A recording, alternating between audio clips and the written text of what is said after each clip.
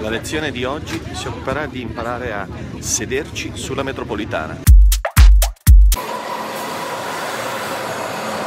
Come potete vedere, è tutto pieno.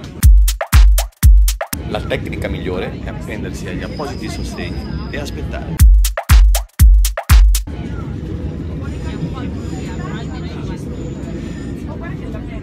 Abbiamo aspettato. Il posto è stato trovato. L'esperimento è riuscito. Questa lezione può essere utile anche da applicare, ad esempio su autobus o anche su treni. Diciamo che l'impostazione tecnica è la stessa. Per oggi è tutto. Alla prossima lezione di vita. Ciao!